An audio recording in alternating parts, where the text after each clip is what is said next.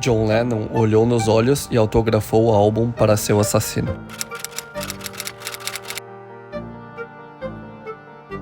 John Lennon e sua namorada Yoko Ono estavam sendo hostilizados na Inglaterra depois da separação dos Beatles. Para o público e a mídia, Yoko era culpada pela separação da banda, até então a maior do mundo. She didn't split the Beatles because how could one girl split the Beatles or one woman? You know, the Beatles were drifting apart on their own. You know. Yoko sugeriu a John que eles se mudassem para Nova York, o centro cultural do mundo. E em 1971, lá estavam eles. John mencionou que as pessoas em Nova York costumavam assediá-lo menos do que em qualquer outro lugar. Ele adorava a maneira como os nova-iorquinos o abordavam. Às vezes diziam algo casual como "Oi, John" ou "Obrigado pela música, John", e depois continuavam andando. Ele conquistou um relativo anonimato em Nova York, algo que não experimentava desde os anos antes da fama dos Beatles. When I left England, I still couldn't go on the street. We couldn't walk around the block, couldn't go to a restaurant. I've even been walking the streets for the last 7 years. Porém, John não estava seguro nas ruas de Nova York. Mal sabia ele que nessa cidade viveria seus últimos dias. O dia é 8 de dezembro de 1980. John tem exatamente 40 anos. Nessa noite, David Chapman disparou 5 tiros nas costas de John, causando a morte de um dos maiores astros de todos os tempos da música mundial. Mas quem é David Chapman? Chapman nasceu no Texas em 1955. Era uma criança considerada inteligente, com um QI acima da média de 121. Adulto, morou no Havaí com sua esposa. Enfrentava um quadro de depressão, vício em drogas e álcool. Em sua infância, Chapman presenciou seu pai abusando fisicamente de sua mãe. Para seus amigos e família, Lennon era um dos maiores ídolos de Chapman. What happened that night? I was standing there with a gun in my pocket. Knew you were going to shoot him? Absolutely. Okay. Tried not to, praying not to, but knowing down deep it was probably going to come to that. Did you know it would be that night? Did you know you would see him again? Yes, I knew that morning, oddly, when I left the hotel, I had some type of premonition that this was the last time I was going to leave my hotel room. Bought a copy of The Catcher in the Rye, signed it to Holden Caulfield from Holden Caulfield, and wrote underneath that, "This is my statement." Holden Caulfield, personagem principal do livro O Apanhador no Campo de Centeio, é um adolescente raivoso e idealista que quer desbancar o mundo dos fajutos e fraudulentos. Chapman se identificava como o personagem principal. Segundo ele, os problemas da sociedade são causados por adultos desonestos. Para Chapman, Lennon era desonesto e fraudulento. Lennon cantava Imagine, música que contém uma mensagem muito forte contra a desigualdade social. Porém, ao mesmo tempo, era um milionário com inúmeros imóveis em Nova York que andava de limusine. Lennon era um ativista político que lutava contra a guerra do Vietnã e, ao mesmo tempo, não doava seu dinheiro para ONGs. Além disso, Chapman, que era cristão, se enfureceu quando Lennon declarou: "Os Beatles são mais populares que Jesus." I had planned not to say anything after the shooting.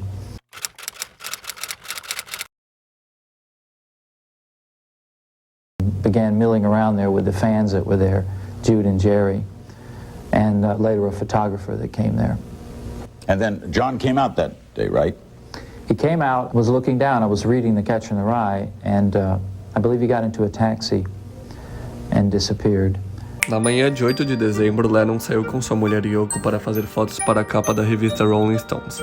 Lennon posou nu, em posição fetal, enquanto Yoko Ono estava vestida de preto, uma imagem icônica considerada por muitos um presságio do que viria a acontecer no mesmo dia. And then later that day, John came back out.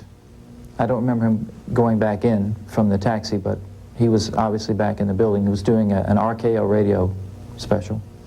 Chapman avista John na entrada do edifício Dakota. Ele e Yoko estavam saindo para uma gravação.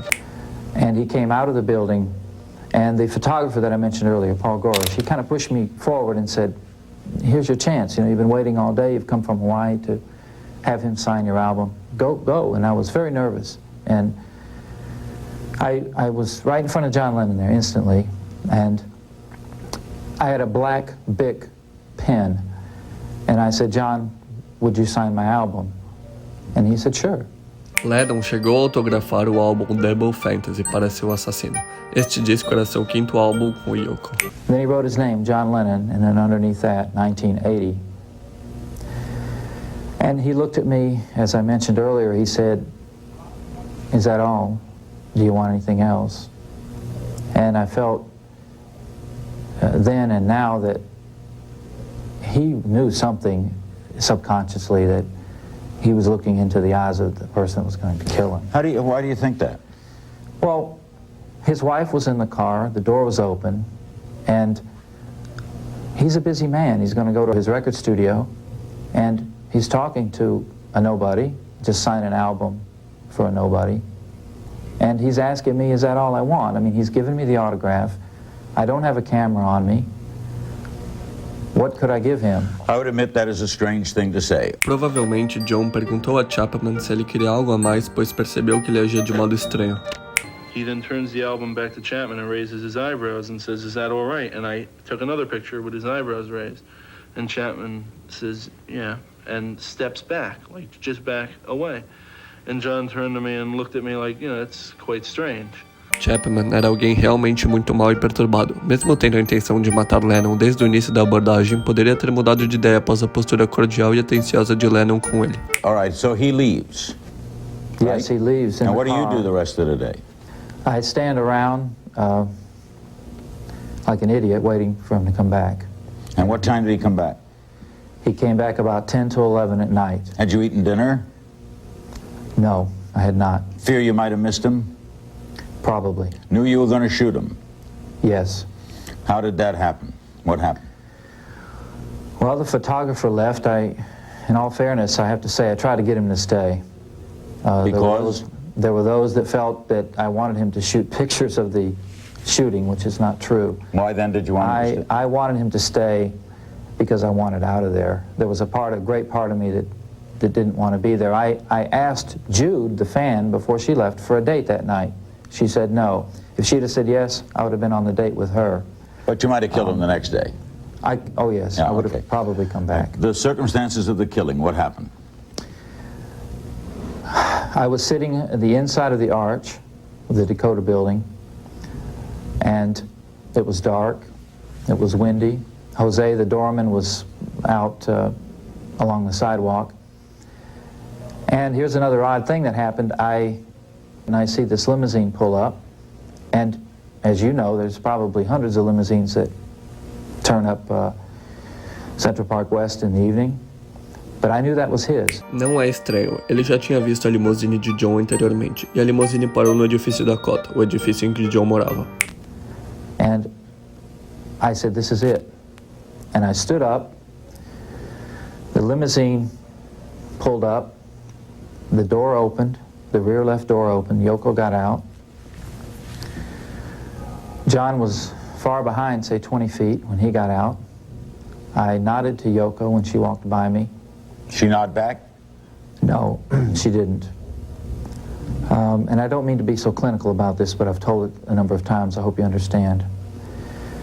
John came out, and he looked at me, and I think he recognized, here's the fella that I signed the album earlier. And he walked past me. I took 5 steps toward the street, turned, withdrew my Charter Arms 38, and fired 5 shots into his back. Were you relieved? No. What happened before the shooting, before I pulled the trigger and after, were 2 different scenes in my mind. Before, everything was like dead calm, and I was ready for this to happen.